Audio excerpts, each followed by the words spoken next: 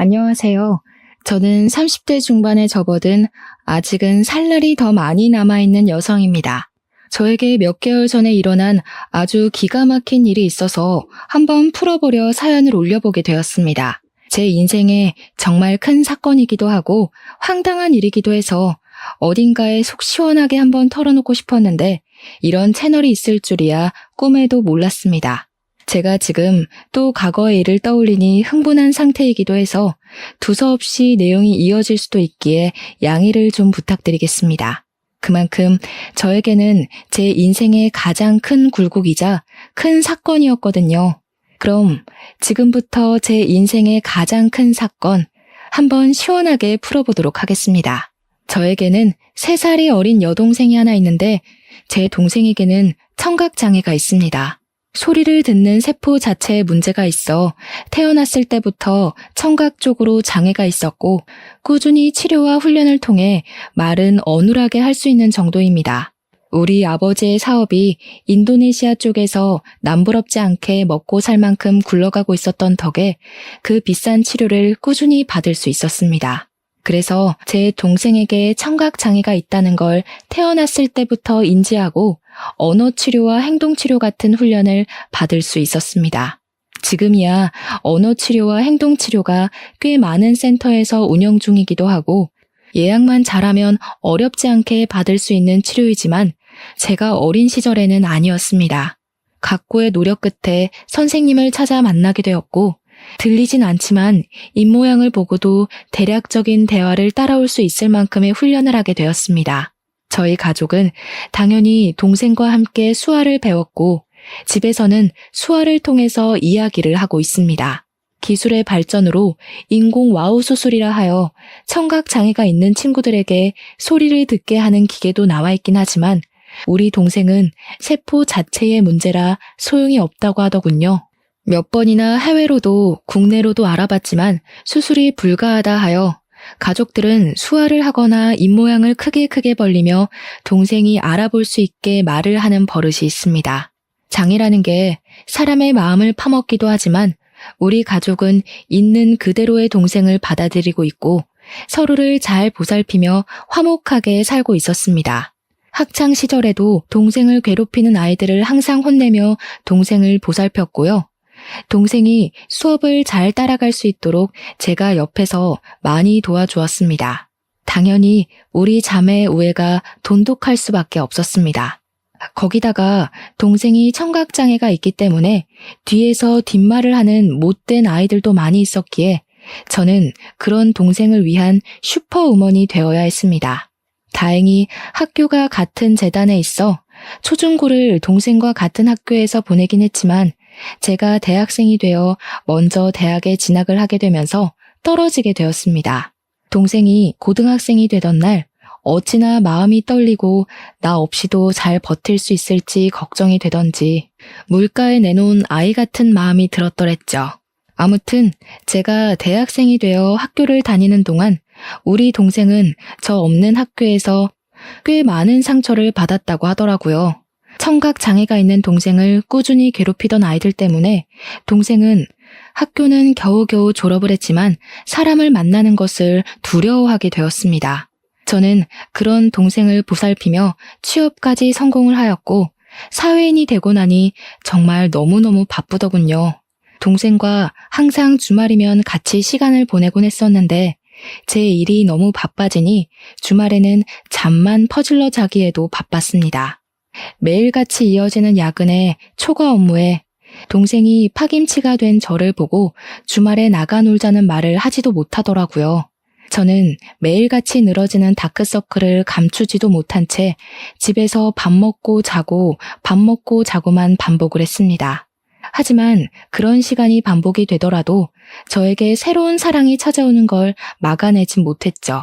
매일같이 회사에서 초과 근무를 하다 보니 같은 회사 입사 동기와 자주 마주치게 되었고 업무적인 이야기를 나누다가 사적인 이야기도 나누게 되었습니다. 서로에게 호감을 가지게 되다가 서서히 눈이 맞아버린 것이었습니다. 당연히 사내 연애였기에 회사 사람들 몰래 비밀 연애를 하게 되었습니다. 남자친구가 생겼으니 주말에 데이트를 하러 나가곤 했는데 그때마다 동생에게 이런저런 핑계를 대는 게 미안하기도 했습니다. 그러던 어느 날 동생이 저에게 가고 싶은 카페가 있다고 말을 걸어오더라고요. 남자친구와 데이트를 하느라 동생을 잘 챙기지 못했기에 미안한 마음이 있던 찰나 동생이 가고 싶다던 곳이 제가 남자친구를 만나기로 한 동네와 가깝더라고요.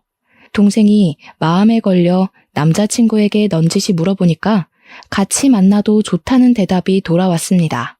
남자친구에게 미리 언지를 해뒀죠. 내 동생에게는 청각장애가 있어서 의사소통이 조금 힘들 수도 있다. 하지만 입모양을 천천히 보여주면 말은 통한다고요. 제 남자친구는 제 동생에게 청각장애가 있다는 걸 몰랐던 터라 조금 놀라기는 했습니다만 자기가 노력해서 의사소통을 해보겠다고 하더라고요. 아무튼 그날 만나서 같이 미술관에 가서 보고 싶었던 전시회 하나를 보고 동생이 먹고 싶어 했던 파스타도 먹고 가보고 싶다고 했던 카페까지 갔습니다. 제 동생이 청각장애로 인해서 새로운 사람 만나는 걸 별로 좋아하지도 않고 소극적인 성격인데도 이상하게 제 남자친구랑은 잘 어울리더라고요. 둘이 취향이 비슷한 건지 짝짝꿍도 잘 맞아서 저 없이도 손짓 발짓 해가면서 대화도 하고 하더라고요. 제 남자친구가 저에게 부탁하지 않고 스스로 대화하려고 노력하는 모습을 보고 조금 달리 보이기 시작했습니다.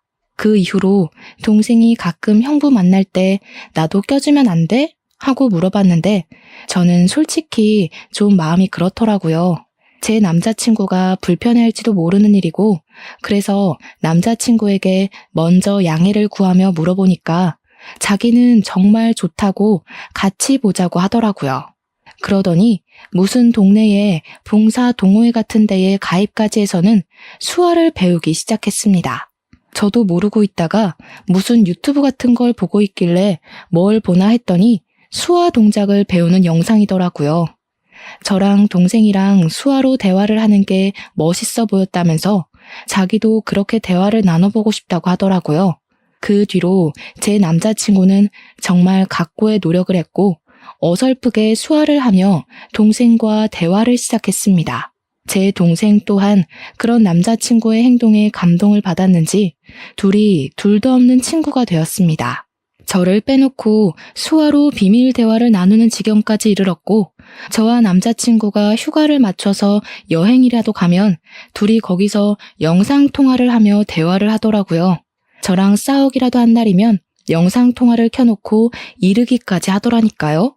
동생도 제 남자친구 덕분에 집 밖에서 간간히 산책도 나가게 되고 새로운 사람을 만나는 데엔 당연히 주저함이 있긴 하지만 그래도 노력을 해보려고 하더라고요. 혼자 산책 나가는 건 정말 싫어했거든요. 뒤에서 자전거나 오토바이 소리를 못 들어서 위험할 뻔했던 적도 있었고 개가 짖으면서 달려드는데 그걸 몰라서 동네 떠돌이개한테 물린 적도 있었거든요. 제 동생이 또 사람들에게 받은 상처들도 있었고요. 예를 들면 입모양만 봐도 대강 무슨 말을 하는지 다 알 수 있는데 청각장애가 있다고 하니 앞에서 무시하는 말을 하고 그런 거죠. 얼굴은 예쁘장하게 생겨서 귀머거리냐고 불쌍하다고 하는 말들이요. 동생이 입모양으로 다 알아볼 수 있으니 자연스럽게 의기소침해지고 소극적인 사람으로 변해버린 거죠. 하지만 제 남자친구가 편견 없이 대해주고 자기를 위해서 수학까지 배우는 노력을 했으니 얼마나 신이 났겠습니까? 거기다가 우리 가족들은 영상통화를 해볼 생각을 하지 않았었는데 남자친구가 나서서 하니까 뭔가 보기가 좋더라고요. 저도 진짜 고마운 마음이 엄청 많이 들었고요. 남자친구가 영업부 특성상 출장이 꽤 많았는데 그럴 때마다 우리 가족 선물도 챙겨오고 했습니다. 동생을 위해서 따로 준비한 선물들을 보면서 어떻게 이 남자를 싫어할 수 있을까 진짜 진국이다 싶었던 거죠. 그렇게 인연을 만나고 나니까 동생이 저에게 넌지시 찔러보더라고요. 언니는 결혼 생각 없어? 이러면서요.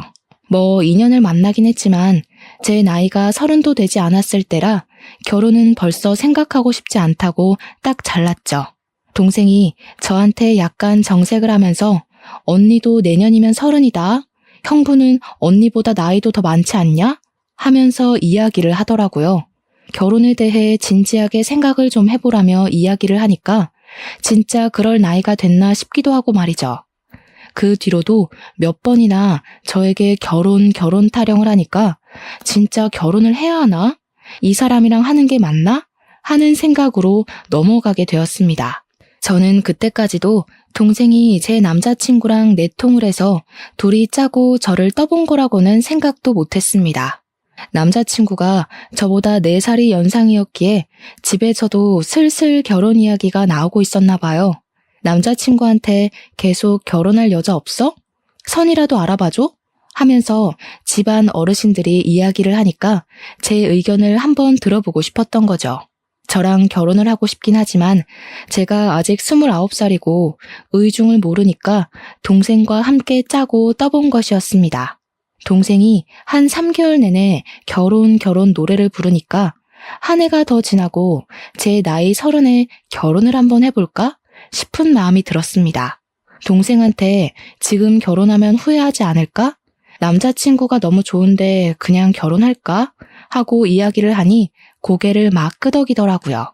빠른 거 아니라고, 지금 결혼해도 후회하지 않을 거라고, 형부 너무 좋은 사람이라고 하면서요.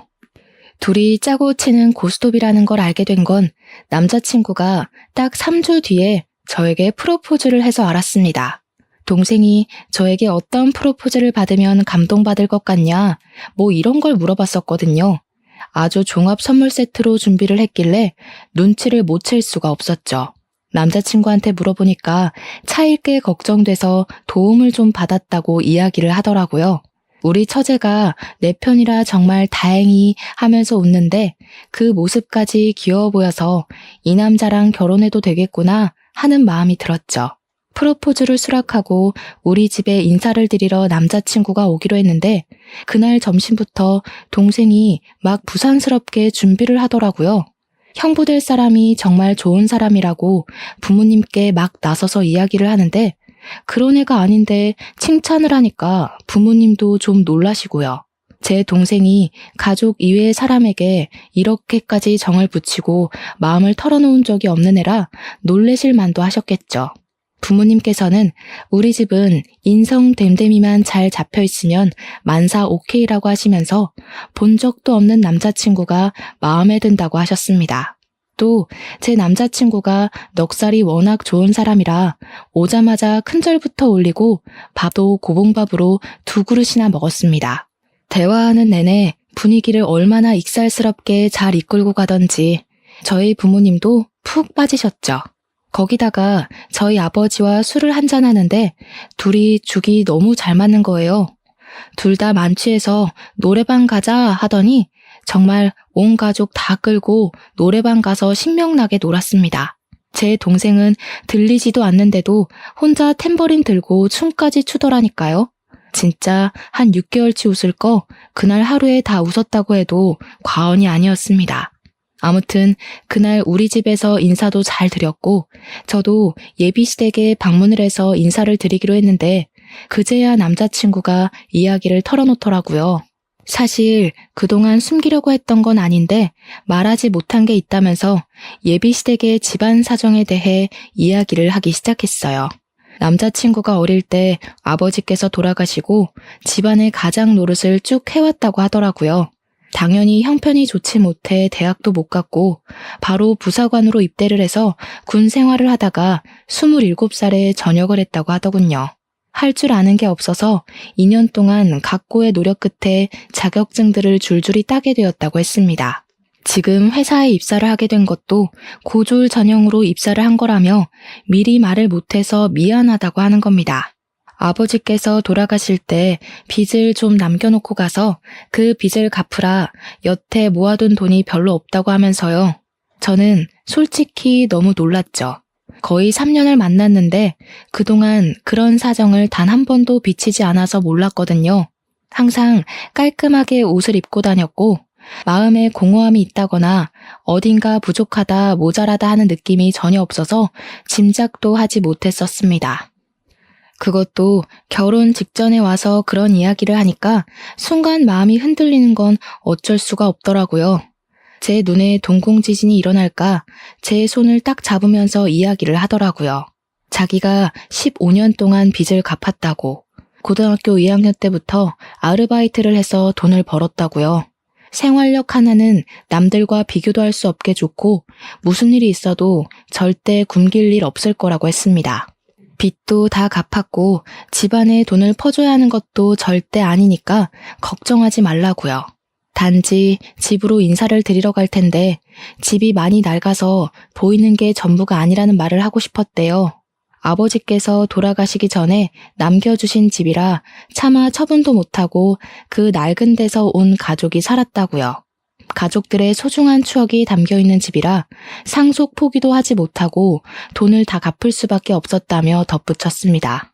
저희 집이 아무래도 넉넉한 집안이다 보니 돈이 없는 사람과 결혼한다는 게 고된 일이라는 생각은 별로 하지 못했어요. 그런 거 있잖아요. 어차피 내가 돈이 있으니 내가 더 준비하면 된다는 안일한 생각을 했다고나 할까요? 남자친구, 그러니까 예비신랑의 꾸준한 설득 끝에 예비시댁에 방문을 하기로 결정을 내렸습니다. 양손 무겁게 가라는 부모님의 말에 선물을 잔뜩 준비해서 예비시댁에 방문을 했는데 조금 놀랍긴 하더라고요. 벽지에는 곰팡이가 죄다 쓸어 있었고 문 경첩은 뜯어져 나가서 문이 덜렁덜렁 붙어있는 수준이었습니다. 현관문에 옛날 빌라처럼 철문으로 되어 있었는데 누가 발로 찬 건지 망치질을 한 건지 우글우글 찌그러져 있었고요. 제가 찌그러진 문을 바라보고 있으니까 예비 시모가 다가와서는 어휴 저걸 고친다는 걸 여태까지 까먹었다고 하시면서 멋쩍게 이야기를 하시더라고요. 예전에 빚쟁이들이 문 열라고 하도 발로 차서 저렇게 됐다고 웃으면서 이야기를 하시는데 저는 속으로 시겁했죠 뭐. 어떻게 발로 차면 문이 저 모양이 되나 싶을 정도로 찌그러져 있었거든요. 제가 방문을 하긴 했는데 시댁이 진짜 냉골이더라고요. 너무 추워서 팔에 소름이 쭉 돋을 정도였다고나 할까요? 제가 약간 으슬으슬해하니까 예비신랑이 예비시모한테 보일러를 좀 떼지 왜 이렇게 집이 춥냐고 한 소리를 했습니다. 그러니 예비시모가 눈을 살짝 흘기면서 돈 아껴야지 무슨 보일러니? 하면서 씻을 때나 잠깐 틀면 된다고 하시더라고요. 저보고 춥냐고 묻더니 집에서 입는 겉옷이 있다고 예비신랑이 군대에서 입었을 법한 깔깔이 같은 걸 하나 쓱 주시더라고요. 저는 집에서 입는 겉옷이 있다는 사실에 2번 놀랐죠. 거기다가 그 옷에서 나는 이상한 쩐내에 3번 놀랐습니다. 쿰쿰하고 뭔가 지린내 같은 쩐내가 나서 도저히 못 입겠다 싶어서 예비 시모에게 돌려드렸어요. 저녁이나 먹자고 하시길래 제가 뭐 도와드릴 건 없나 하고 기웃기웃하니까 예비 신랑이 앉아있으라고 하대요. 그 말에 예비 시모가 저한테 부잣집 아가씨라던데 그 손으로 뭘 하겠냐고 가만히 있는 게 돕는 거라고 하시더라고요. 그 말을 듣는데 약간 기분이 쎄한 것이 저를 별로 마음에 안 들어 하시나 싶기도 했습니다.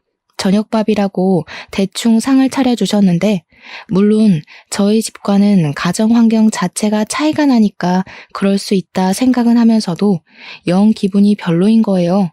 치킨 볶음밥 같은 거랑 김치만 냅다 올려져 있는 상이었는데 예비 시모가 우리 집 김장김치가 정말 맛있다면서 밥 2공기 먹어도 된다고 하시더라고요. 제가 밥을 젓가락으로 뒤적거리다가 이거 치킨이에요? 하고 물어봤더니 예비 시모 하는 말이 어제 치킨 시켜 먹고 남은 걸로 볶았다고 하시더군요. 음식 남기는 거 벌 받는 거라면서 환경 보호해야 된다고 덧붙이시는데 제 얼굴이 다 빨개지더라고요. 물론 제가 상다리 부러질 만큼의 식사를 기대한 건 아니지만 남은 치킨으로 만든 볶음밥에 김장김치 덜렁 있는 건 아무리 생각해도 아니잖아요. 제 표정이 점점 굳으니까 예비신랑이 안절부절하는데 저는 그러면 제가 사온 고기라도 구워주실 줄 알았거든요. 근데 그 고기는 나중에 우리 딸 오면 구워 먹어야지 하면서 냉장실로 직행하더라고요. 도저히 입맛이 없어서 밥 한 술 뜨지도 않고 수저를 탁 내려놨습니다. 그러니 그제야 예비신랑이 예비시모한테 화를 내더라고요. 아니 엄마, 내가 어제 준비 좀 잘해달라고 10만 원 드렸잖아요. 그 돈으로 장도 보고 하시라고요. 어제 네 조카들 놀러 왔던 거 몰라서 그래? 걔네도 힘들게 사는데 내가 장이나 보고 그럼 되겠니? 네 조카들 필요한 거 사라고 내가 용돈 줬다. 예비 신랑이 아니 그 돈을 그렇게 쓰면 어떡하냐 하면서 이야기를 하는데 대뜸 저한테 화살이 돌아오더라고요. 예비 시모가 저를 딱 보면서 말을 이어가셨습니다. 나한테 딸이 하나 있는데 우리 마지야 마지. 걔가 어릴 때 시집 가서 애들도 좀 크고 그러거든. 걔네도 고생하는데 돈은 없고 아무튼 학원 가야 하는데 돈 없다 난리를 쳐서 내가 용돈 좀 줬어. 아직 결혼도 안 한 사이에 서운하거나 뭐 그런 거 아니지? 그 자리에서 제가 어떻게 서운해요 하겠습니까? 막말로 그건 서운한 게 아니라 저에 대한 예의가 없는 거라고 생각했어요. 손님 불러다 놓고 치킨 볶음밥에 김장김치라니 기가 차서 원. 제가 그냥 아무 소리 안 하고 가만히 있으니까 예비 시모도 좀 민망했는지 그래 뭐 아가씨 돈도 아닌데 하고 넘어가시더라고요. 그 말에 기가 막혀서 표정만 더 굳어버렸습니다. 그렇게 찜찜한 자리를 뒤로하고 나왔는데 고민이 엄청나게 되더라고요.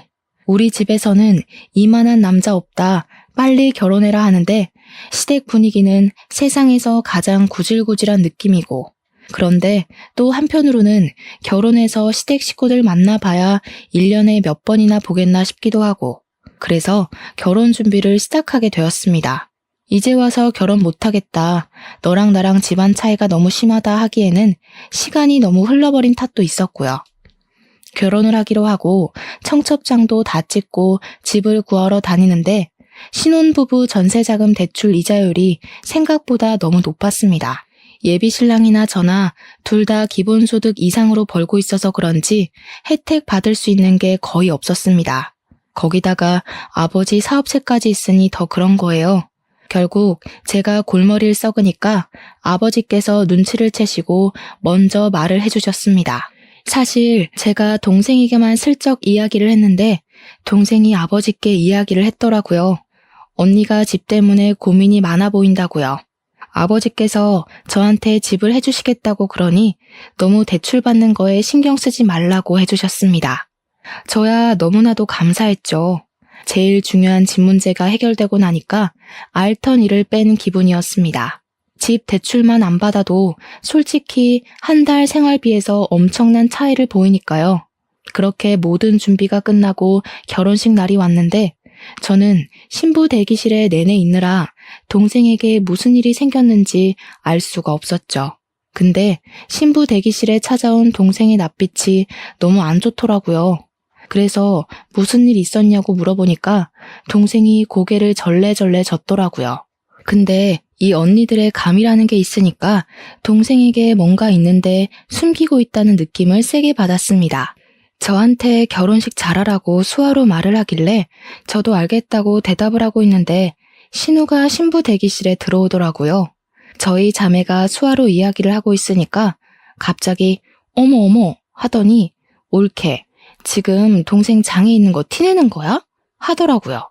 순간 내가 무슨 말을 들은 건지 싶어서 신우한테 지금 뭐라고 했냐고 되물었더니 인상을 팍팍 쓰더라고요. 우리 동생이 그 찰나에 어깨를 움츠리는 걸 보고 이 망할 신우가 내 동생한테 뭔 짓을 했나 싶었습니다. 제가 빤히 신우 얼굴을 보고 있으니까 신우가 하는 말이 결혼식 입구 앞에서 사돈어른이랑 사돈처녀가 수화로 대화를 하더라고 하면서 운을 뗐어요. 그런데 자기 쪽 친척이 신부네 집안에 벙어리가 있냐고 물어봤다면서 그래서 벙어리가 아니라 귀머거리라고 했다고 이야기를 하는 겁니다. 순간 심장이 벌렁벌렁하면서 화가 엄청나게 나더라고요. 근데 신우가 거기서 멈추지 않고 선을 넘더라고요.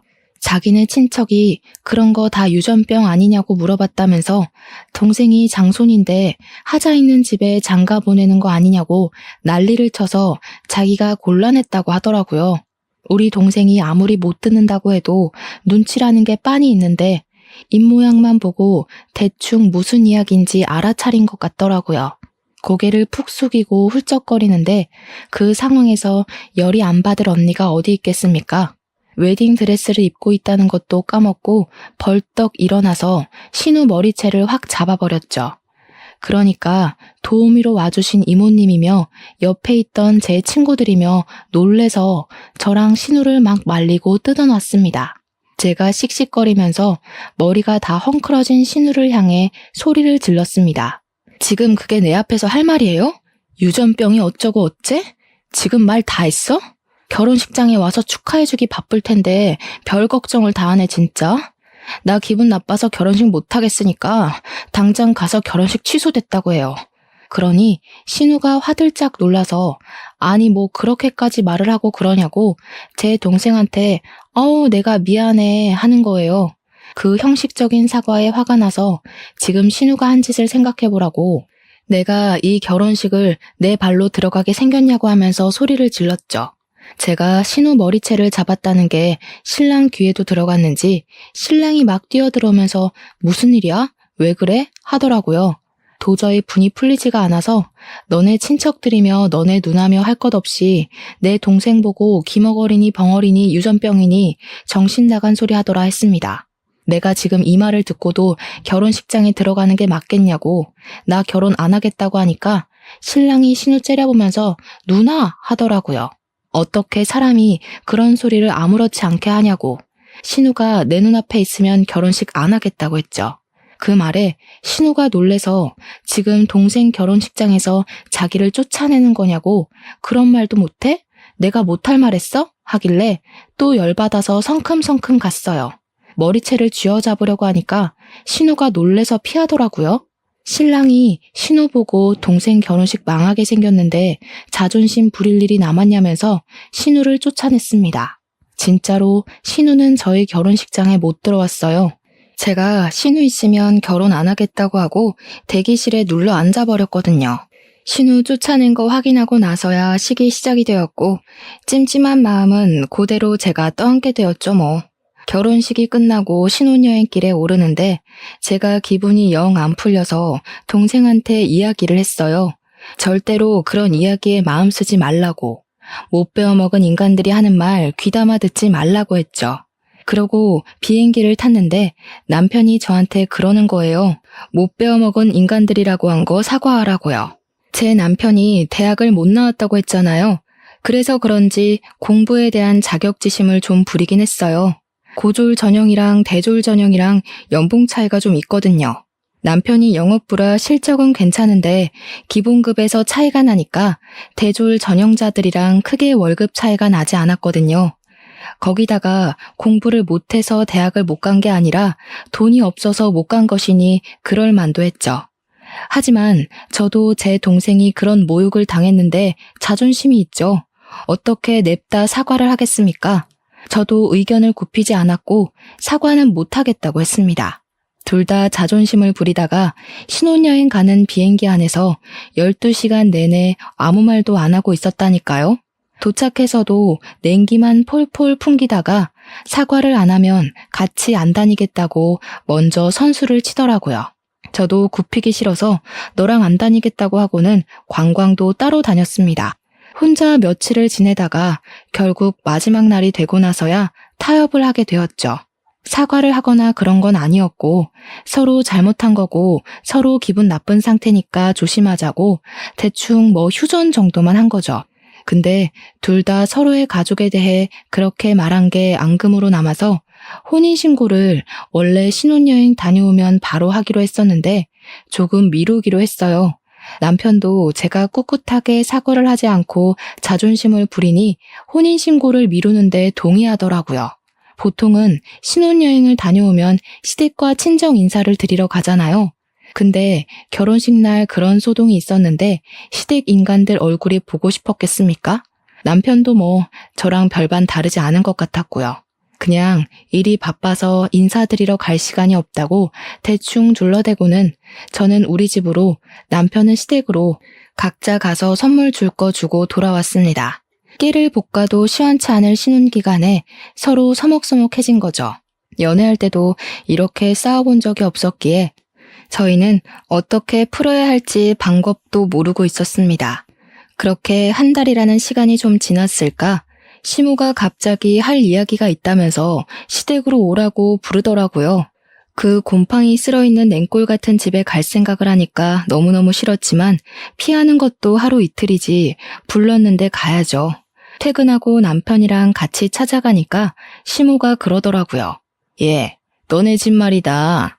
아무리 사돈어른이 해줬다고 해도 그렇지 어떻게 부부간에 정도 없이 딱 네 명의로 했니? 저희 아버지께서 제 결혼 선물로 해주신 건데 당연히 제 명의죠. 그러면 세금을 좀 많이 내야 하지 않니? 우리 아들 명의로 했으면 세금도 덜 내고 얼마나 좋아. 세금이 다 똑같죠. 얘가 뭘 모르네. 우리 아들이 산 것처럼 매매 형식으로 꾸몄으면 얼마나 좋니? 너한테 가면 상속세도 물어야 할 텐데 당연히 세금이 더 나오지. 애가 헛똑똑이야. 저희 아버지께서 사업체를 운영하고 계신데 지금 탈세를 하라고 하시는 거예요. 어차피 세금도 저희 아버지께서 다 내주셨는데 뭐가 문제라는 거죠? 아버지께서 저한테 돈 쌓아두면 뭐하냐고 딸한테 주는 건 아깝지 않다고 하셨거든요. 그래? 처가 사랑은 사위라던데 사위한테도 아깝지 않으시겠지?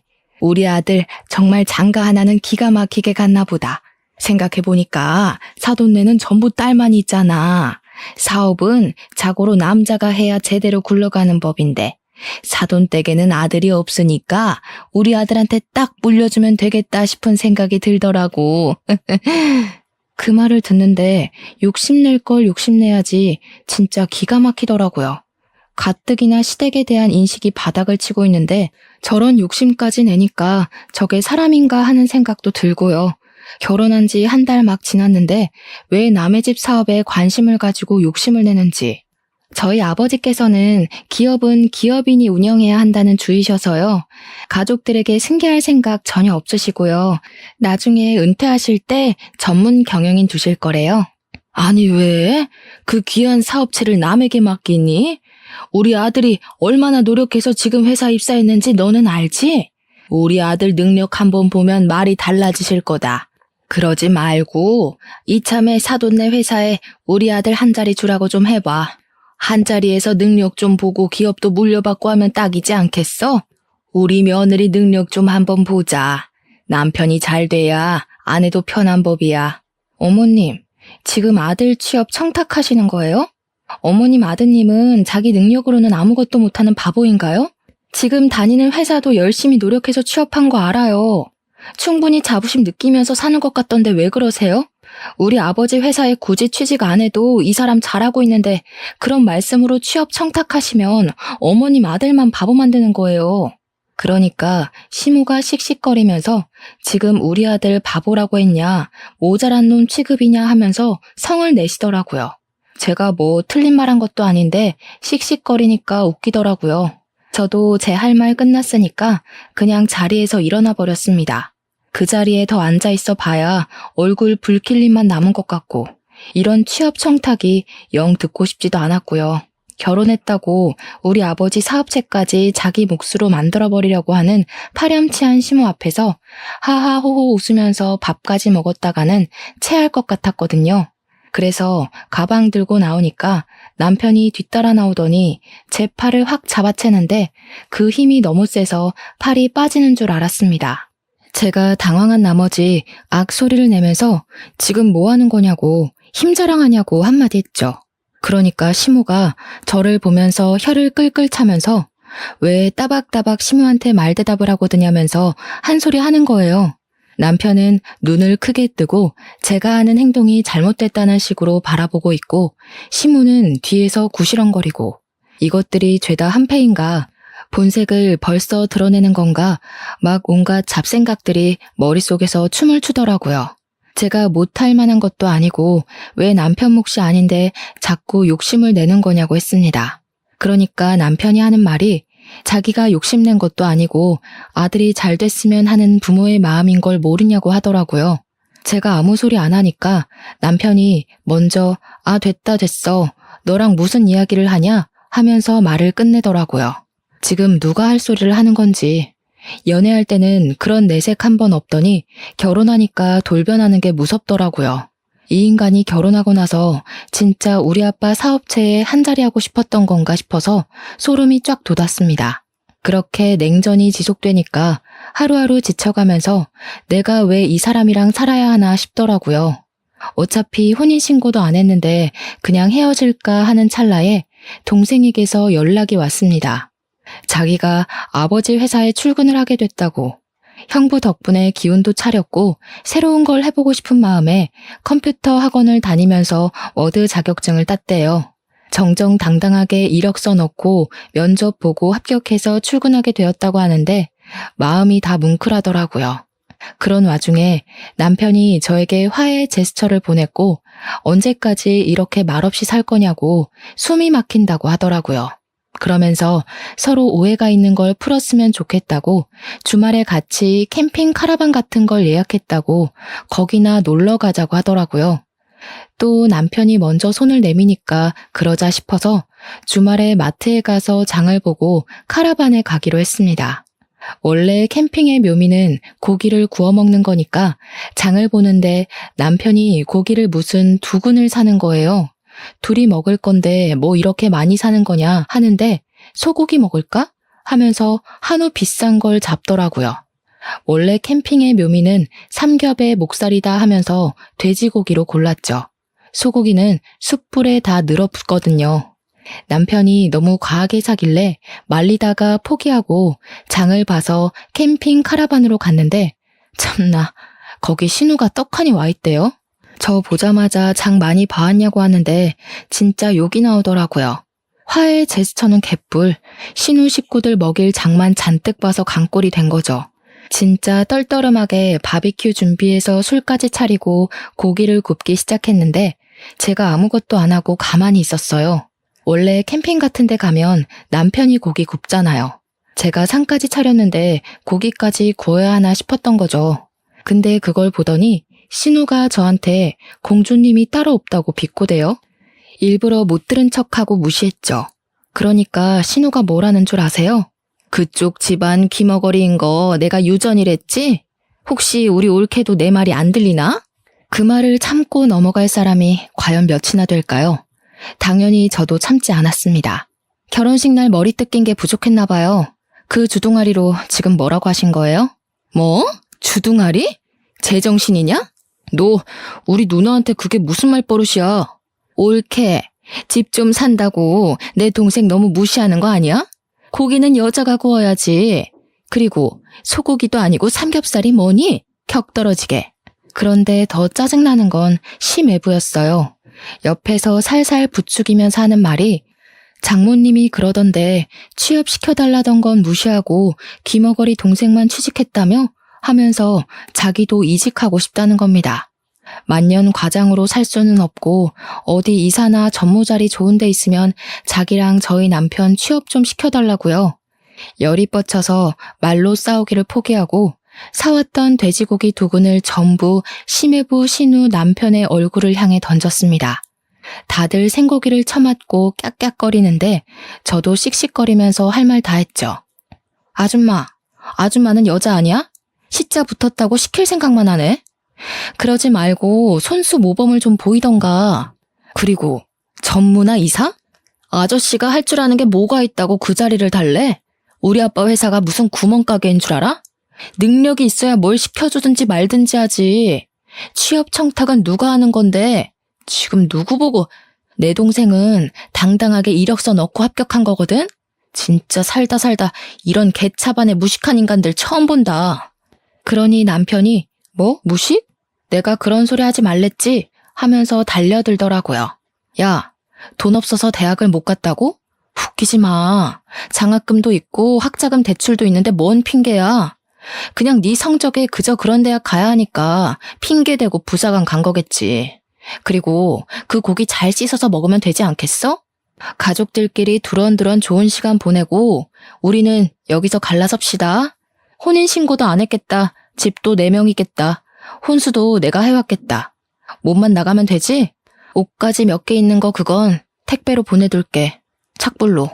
남편이 뒤에서 부들부들 떨면서 진짜 가면 이혼이야 하는데 저는 이미 갈라서기로 결심했는걸요. 그대로 운전해서 신혼집 비밀번호부터 바꿔버리고 대충 짐 싸서 친정으로 도망을 왔습니다. 친정 부모님이 놀라시긴 했지만 제가 차근차근 모든 일을 이야기하니까 아무 소리 하지 않고 자랐다고 해주셨어요. 그 와중에도 카라반에서 1박을 하고 온 건지 다음날 집 비밀번호 뭐냐고 난리치는 거, 내 집에 자꾸 들어가려고 하면 가택 침입으로 고소하겠다고 했습니다. 친정집에서 출퇴근을 하는데 같은 회사를 다니고 있으니까 회사에서도 계속 찾아와서 난리를 치더라고요. 한 열흘 지나니까 저도 스트레스를 받고 아버지께서 저한테 그러지 말고 아버지 회사에 들어오는 게 어떠냐고 하셨습니다. 회사에 바로 사표 던지고 아버지 회사에 낙하산으로 들어가기로 했죠. 사표 내고 오전 중에 신혼집 가서 남편 물건 택배로 보내고 나왔는데 오후에 퇴근하고 나서 또 비밀번호 타령하길래 바로 경찰 불렀습니다. 혼인신고도 안 했으니까 가택 침입으로 조사를 받게 됐고 그제야 제가 물을 마음이 없다는 걸 알았는지 갑자기 잘못했다고 하대요. 소 잃고 외양간 고치는 것도 아니고 저는 이미 결심이 섰기 때문에 싹 무시했습니다. 며칠이 더 지나자 이번에는 시모가 재산 분할을 해달라고 연락이 온 거예요. 어디서 뭘 찾아본 건지 재산 분할은 귀책 배우자 상관없이 하는 거라고 당당하게 말하길래 저도 이야기해줬죠. 변호사한테 물어보라고. 고작 5달 살았는데 무슨 재산 분할을 해주냐고요. 거기다가 아직 혼인신고도 안 했는데 재산 분할할 대상도 아니라고 하니까 시모도 변호사한테 물어봤나 봐요. 어디 법률사무소에 가도 똑같은 소리를 하니까 저한테 위자료 1,000만 원만 주면 안 되겠냐고 하더라고요. 위자료는 지금 누가 받아야 하는데 그딴 소리를 하냐고 꺼지라고 해줬죠. 회사도 그만뒀겠다. 신혼집도 꽁꽁 닫아버렸겠다. 남편이 아무리 뻔뻔해도 친정집 와서 난동은 못 부리더라고요. 아버지께서는 시간이 지나면 다 잠잠해질 거라고 하시면서 저를 위로해 주셨습니다. 덕분에 아침마다 아버지랑 동생 손잡고 같이 회사 출근하고 있어요. 이혼이랄 것도 없는 제 짧은 동거 생활 5개월을 이렇게 청산하고 벌써 3개월이라는 시간이 더 흘렀습니다. 아직까지도 가끔은 야밤에 자니? 하면서 문자가 오긴 하는데 나중에 스토커 짓이라도 하면 고소하려고 증거로 남겨주고 있습니다. 전 회사에서도 수근수근 거린다는데 언제까지 붙어있나 두고 보려고요. 저는 아버지 회사에서 출퇴근 잘하면서 동생과 같이 주말에 놀러도 가고 시간을 잘 보내고 있답니다. 남자라면 치가 떨리지만 그래도 가족들은 좋은 사람 만나서 재혼하길 바라는 듯 하시네요. 그건 시간을 두고 천천히 생각해보면 되겠죠? 앞으로는 겉과 속이 다른 사람은 피하고 싶어요, 정말. 아주 짧은 결혼 생활이었지만 비혼도 나쁘지 않은 선택이라는 결심에 힘을 실어준 시간이었습니다. 여러분들도 현명한 결혼 준비 혹은 비혼 준비하시길 바라면서 제 이야기는 여기서 마치도록 하겠습니다.